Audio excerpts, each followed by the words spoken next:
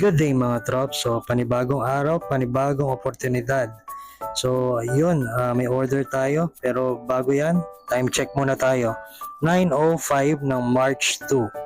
Siyempre, bago ang lahat, kailangan magpasalamat muna tayo sa may kapal at binigyan tayo ng panibagong araw at pag-asa.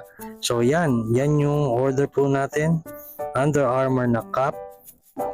And ito mga trops, second order ng customer natin. Same customer.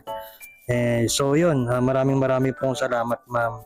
So yun, as usual, pinapak na natin and then picture.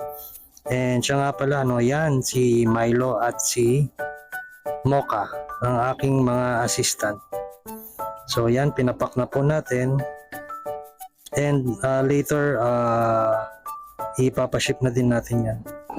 Ito nga pala mga trops, itong order na to is delay, hindi naman delay, late na dumating. I mean, umaga, mga alas 7 ng umaga nung dumating tong order. So, agad-agad pinak na natin para isabay na natin doon sa isang ipapaship natin.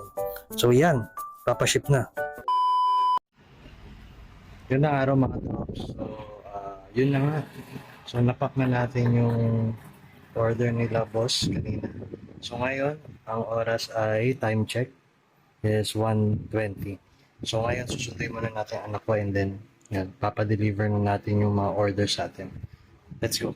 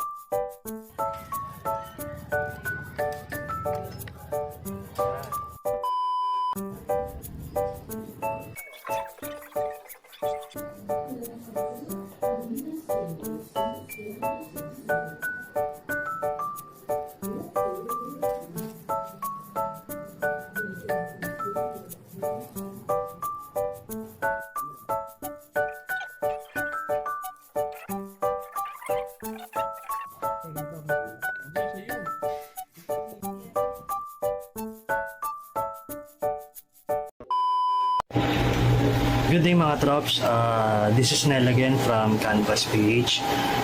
Gusto ko lang ipaalam na itong video na to is late upload. So ito yung order nung March 3 na isang Under Armour na delay, and yung isa is Under Armour also na cap na black and orange. So again sir and ma'am, maraming pong salamat sa pag-order, and sana po sa susunod order po kayo ulit. And yun lang po, God bless, and yes, stay safe. Bye bye.